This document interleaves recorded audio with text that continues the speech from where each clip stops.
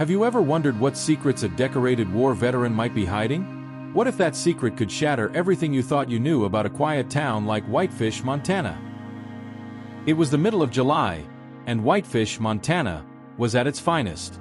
The sun beamed down from a sky so clear it seemed almost unreal, and the streets were lined with the usual tourists and locals, going about their day in that peaceful, almost sleepy way small towns have in the summer.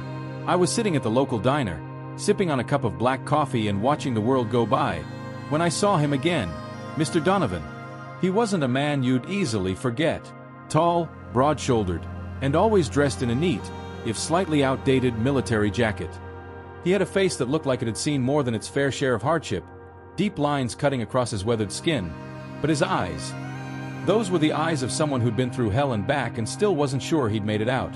Mr. Donovan was a regular at the diner, though he rarely spoke more than a few words to anyone. Most folks in town respected his privacy, figuring that whatever he'd done or seen in the service was his business. But there were always whispers. You couldn't be in a place like Whitefish without hearing them. Some said he was a hero, others said he'd seen too much, and a few, those who spoke in hushed tones when they thought no one was listening, suggested that maybe, just maybe, he wasn't the man everyone thought he was. I never paid much mind to the rumors until that day. Until I saw the way he looked at me when he caught me watching him. There was something different in his gaze. Something that made my skin prickle with unease. It was like he knew something about me, something I didn't even know about myself. Or maybe it was that he saw through me, saw all the way to the truth I wasn't ready to face yet. As he walked past my table, I noticed his hands were trembling. That was new. I'd never seen Mr. Donovan shake before. He always seemed so steady, so sure. But there was a tremor in his hands, and his step seemed uncharacteristically uncertain. I don't know what made me do it, but before I could stop myself, I called out to him. "Mr. Donovan," I said, my voice catching slightly in my throat. He stopped and turned to look at me, his eyes narrowing as if he was trying to remember where he'd seen me before. But the thing is, we'd known each other for years. Something wasn't right. "John," he replied after a moment, his voice low and gravelly. "What can I do for you?" I hesitated. I hadn't really thought this far ahead. But something in me, curiosity, concern, maybe both, pushed me to ask, "Are you okay?" He stared at me for a long moment, and I could see the war raging behind those eyes. Part of him wanted to brush me off, to walk away and pretend everything was fine. But another part, a part one hadn't seen before, was fighting to come to the surface. Finally he sighed, and the sound was heavy, like it carried the weight of the world. "Not here," he said, his voice barely above a whisper. "Meet me at the edge of town, by the old mill, tonight, midnight, and don't tell anyone you're coming." Then, without waiting for a response, he turned and left the diner, his figure quickly swallowed up by the bustling streets of Whitefish. I sat there, my coffee forgotten, 1,000 questions swirling in my mind. What could be so important, so secret, that Mr. Donovan would ask me to meet him in the dead of night? And why did he look so scared? I couldn't focus on anything for the rest of the day. My mind kept returning to Mr. Donovan's words, replaying our brief conversation over and over, trying to make sense of it. I'd known him for years, or at least I thought I had. But the man I'd seen today, with trembling hands and fear in his eyes, was a stranger. When midnight finally rolled around, I found myself driving to the old mill on the outskirts of town, my hands gripping the steering wheel tighter than necessary. The mill had been abandoned for as long as I could remember, a relic of a time when Whitefish was more than just a tourist destination. Now, it was just a crumbling building, its once proud structure slowly being reclaimed by nature. It was the kind of place you'd avoid at night if you had any sense. But here I was, pulling up to it, heart pounding in my chest. The night was eerily quiet, the usual sounds of the forest subdued, as if even the wildlife knew to stay away. I killed the engine and stepped out of the car, the gravel crunching under my boots loud in the stillness. There was no sign of Mr. Donovan. For a moment, I wondered if he decided not to show, or if maybe I'd misunderstood him. But then I saw a flicker of movement near the mill, a shadow emerging from the darkness. "John," came his voice, low and strained. I turned to see Mr. Donovan stepping out from behind the mill, a flashlight in his hand casting long shadows across his face. He looked worse than he had earlier, like the weight of whatever was on his mind had only grown heavier as the night wore on. "You came," he said, sounding almost surprised. "Of course I did," I replied, though I wasn't sure if that was the truth. "What's going on, Mr. Donovan? You're scaring me." He didn't answer right away, just gestured for me to follow him. We walked in silence for a few minutes, the only sound the crunch of gravel underfoot. The mill loomed ahead, its once grand wooden structure now a dark silhouette against the starry sky. He led me around the back, where the building's walls were broken and crumbling, and stopped in front of a small, weathered door. "I need to show you something," he said, his voice so quiet I had to strain to hear it. "But you have to promise me, John, that you won't tell anyone what you're about to see. Not a soul." His eyes locked onto mine, and in that moment, I realized how serious he was. This wasn't just some old man's paranoia or a drunken ramble. This was something real, something that had him genuinely terrified. I nodded, unable to find my voice, and he seemed to take that as enough. He reached out and opened the door, the rusted hinges groaning in protest. Inside, the air was thick with dust and the scent of decay. It was pitch black, save for the beam of his flashlight, which cut through the darkness like a knife. We stepped inside, and he led me down a narrow staircase, each step creaking ominously under our weight. The further down we went, the colder it got, until I could see my breath in the dim light. Finally, we reached the bottom, where a heavy metal door stood at the end of a short corridor. "This is it," he said, his voice trembling. "This is where it all happened." I looked at him, my heart racing. What happened? He didn't answer. Instead, he reached into his pocket and pulled out a key, his hand shaking so badly that it took him a moment to fit it into the lock. With a deep breath, he turned the key, and the door creaked open, revealing a small, dimly lit room beyond.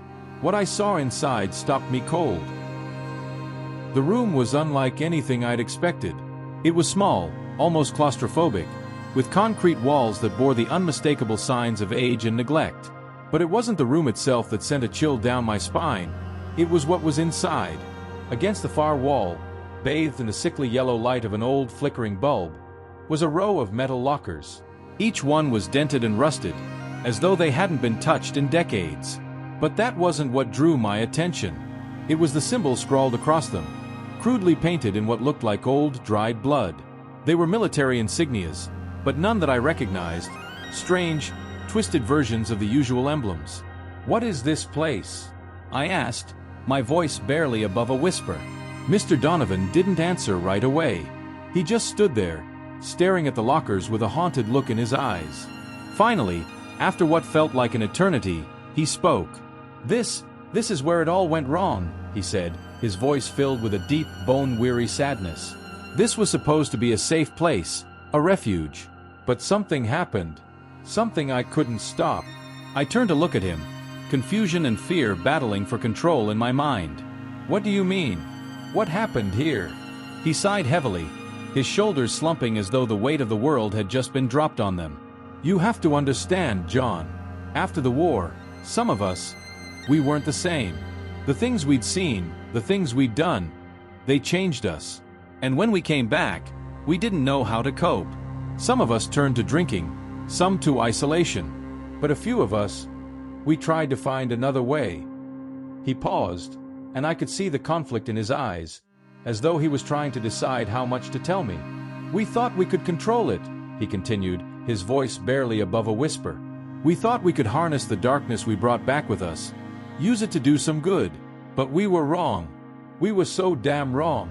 I swallowed hard, my mouth dry as sandpaper. "What do you mean by control it? What did you do?"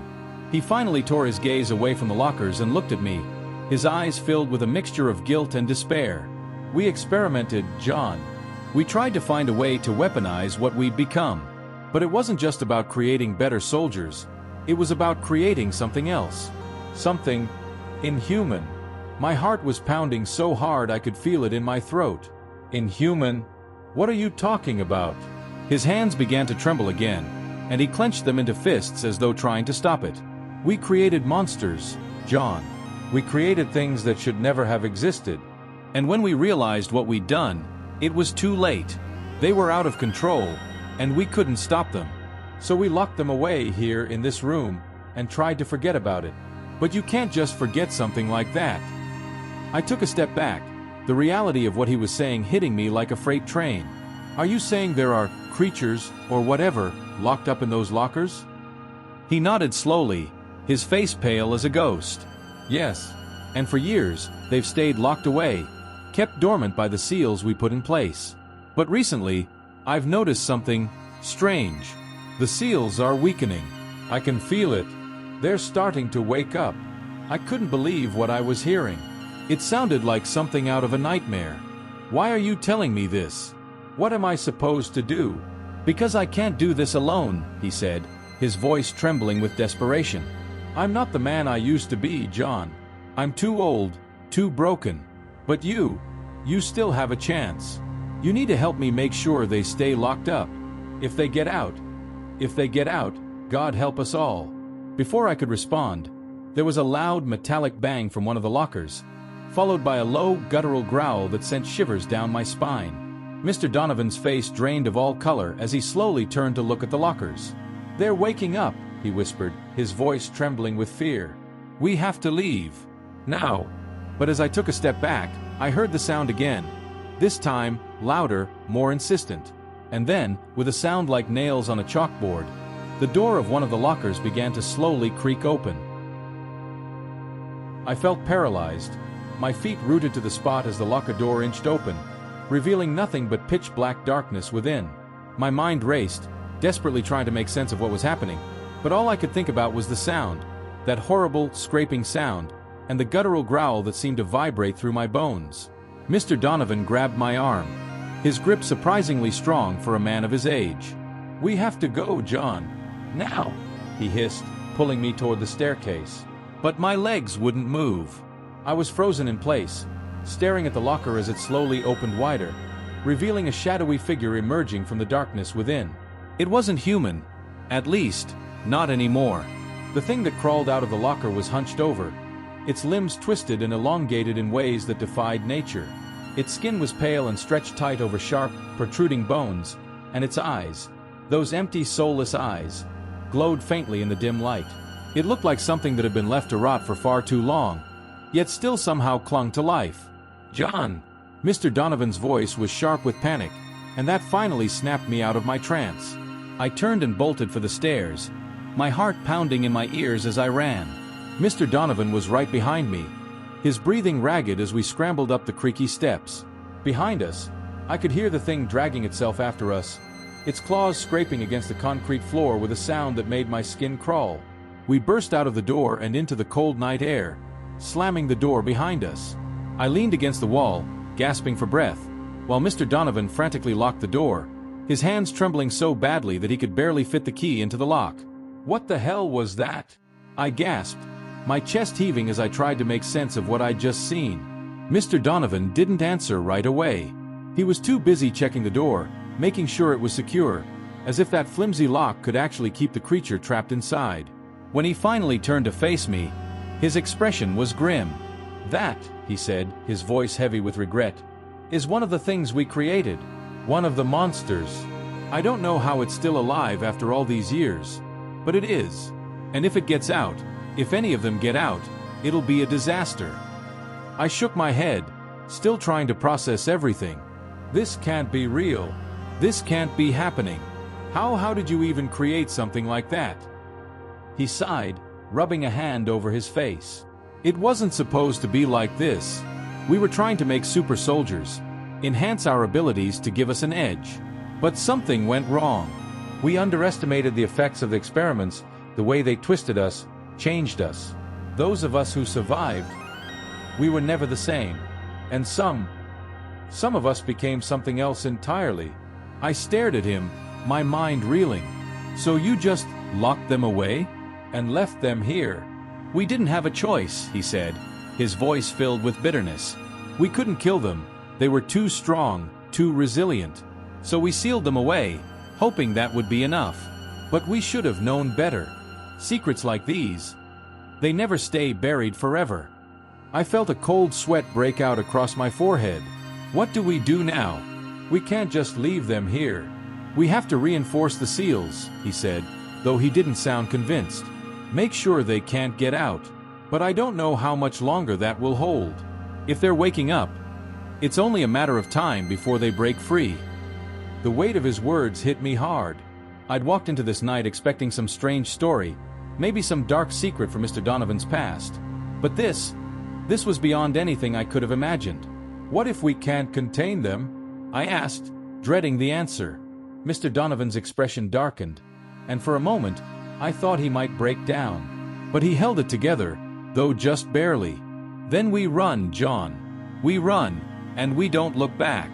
Because if they get out, there won't be any stopping them." Before I could respond, a loud crash came from inside the mill, followed by an inhuman roar that echoed through the night, sending a fresh wave of terror through me. "We need to go," Mr. Donovan said urgently, grabbing my arm again. "Now!" Without another word, we took off running into the darkness, the sound of that monstrous roar still ringing in my ears. I didn't know where we were going, or how far we'd have to run. All I knew was that whatever was behind us was something far worse than I could have ever imagined.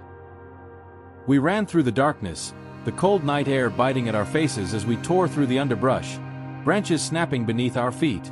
The sound of pursuit was close behind, an ungodly mix of growls and the scraping of claws against the earth, growing louder with every passing second. I'd never run so fast in my life, my heart hammering in my chest as adrenaline surged through my veins. Mr. Donovan was surprisingly quick for his age, but I could tell he was struggling to keep up. His breath came in ragged gasps, and I could hear the strain in every step he took. I didn't dare slow down, though. Whatever was chasing us was relentless, and stopping meant certain death. "Keep going," he shouted between breaths, his voice edged with desperation. "We have to get to the road. It's our only chance." The road. It felt like a distant hope, but it was all we had. If we could make it there, maybe, just maybe, we'd have a chance to escape. But as I glanced back over my shoulder, I saw the faint glow of those monstrous eyes. Closer now, the twisted figure moving with terrifying speed through the trees. "Faster, John," Mr. Donovan urged, his voice hoarse. I pushed myself harder, ignoring the burning in my lungs, the sharp pain in my legs. The trees whipped past us in a blur, the world narrowing down to the singular goal of reaching that road. Suddenly, I heard a sharp cry from behind me. I skidded to a halt, turning to see Mr. Donovan stumbling, his foot caught on a root. He fell hard, hitting the ground with a thud, and for a moment, I was frozen in place, torn between the instinct to keep running and the need to help him. "Go!" he shouted, struggling to push himself up. "Leave me! You have to make it!" But I couldn't just leave him. Despite the terror coursing through me, I doubled back, grabbing him under the arm and hauling him to his feet. He winced, clearly in pain, but didn't resist as I pulled him along, forcing him to keep moving. The growls were getting louder, more frenzied, and I could feel the hot breath of the creature on the back of my neck, its presence a dark, suffocating cloud that loomed over us. But just as I thought we wouldn't make it, the trees parted, and there, just a few yards ahead, was the road, a strip of asphalt cutting through the wilderness like a lifeline. "Come on," I urged, practically dragging Mr. Donovan now. We burst out of the tree line, our feet pounding against the hard pavement. I looked left and right, praying for a miracle, and then, as if some higher power had heard my plea, I saw headlights in the distance, a car speeding toward us. "Over here!" I screamed, waving my arms frantically. The car's headlights swerved slightly as the driver noticed us, the vehicle skidding to a stop just a few feet away. The door flew open, and a middle-aged man with a bewildered expression stepped out. "What the hell's going on?" he asked, but I didn't have time to explain. "Get in the car!" I shouted, shoving Mr. Donovan toward the back seat. The driver looked confused but didn't argue, and we piled into the car, slamming the doors shut just as the creature burst out of the trees. The driver's eyes widened in horror as he saw it, a twisted, monstrous thing that defied all logic. "What the—" he started, but I cut him off. "Drive! Now!" To his credit, the man didn't need to be told twice. He slammed his foot down on the gas, the tires screeching as the car lurched forward. I risked a glance back and saw the creature give chase, its deformed limbs moving with unnatural speed, but we were faster. The car sped down the road, the creature gradually falling behind until it was just a shadow in the distance. We drove in silence for a few moments, the only sound the roar of the engine and our heavy breathing. Finally, the driver spoke, his voice shaky. What the hell was that thing? I shook my head, still trying to process everything. I don't know, I said truthfully. But whatever it was, it's not something anyone should have to face. Mr. Donovan was slumped in the back seat, his face pale and drawn, his breath coming in shallow gasps. I could tell he was on the brink of collapse, both physically and mentally. But he wasn't the only one. Whatever strength I had left was quickly fading, and the reality of what had just happened was beginning to sink in. "We need to get out of here," Mr. Donovan finally said, his voice barely above a whisper. "There's more where that came from, and they won't stop until they've found us." I didn't need to be told twice. We had to keep moving, had to put as much distance between us and that thing as possible. But as the car sped away into the night, I couldn't shake the feeling that this wasn't over, that whatever dark forces Mr. Donovan had unleashed were far from finished with us. The car roared down the highway, the darkness outside thick and oppressive, as if the night itself was conspiring to swallow us whole. None of us spoke. The tension in the car was palpable, each of us lost in our own thoughts. My mind was a whirlwind of fear, confusion, and a growing sense of dread. I kept glancing at Mr. Donovan in the rearview mirror. He looked like a man on the edge, teetering between reality and some nightmarish memory he couldn't escape. The driver, whose name I still didn't know, kept glancing nervously at me, his knuckles white as he gripped the steering wheel. "Where are we going?" he finally asked, his voice tight with barely restrained panic. "Just keep driving," I replied, my voice hollow. "We need to get as far away from here as possible." Mr. Donovan stirred in the back seat, his breath still coming in labored gasps. "No," he said weakly. "We can't just run. They'll find us. They always do." The driver looked at me, his eyes wide with fear. What does he mean by that? What's going on? I didn't know how to explain it, how to make sense of the insanity we'd just escaped from. "He's right," I said finally, my voice trembling. "We can't outrun them. We need to figure out a way to stop this." "Stop this?" the driver repeated, incredulous. "You saw that thing, right? How the hell are we supposed to stop something like that?" Mr. Donovan leaned forward, his voice a harsh whisper. "There's a way. It's dangerous, but it's our only chance." I turned to face him, desperate for answers. "What do we have to do?" He looked at me with haunted eyes, the weight of his guilt and fear evident in every line of his face. "We have to go back to where it all started," he said, his voice trembling. "We have to destroy the source." The source. I didn't even know what that meant, but I could tell from the way he said it that it wasn't going to be easy. "Where is it?" I asked, dreading the answer. "An old military facility, deep in the woods," he replied. "It's where we conducted the experiments. Where we created them." The driver shook his head, his grip tightening on the wheel. "This is insane. I'm not going anywhere near that place." "You don't have to," Mr. Donovan said quietly. "But if you don't help us, those things will find their way out eventually. They'll spread, and no one will be safe." The driver glanced at me, searching for some kind of reassurance, but I had none to give.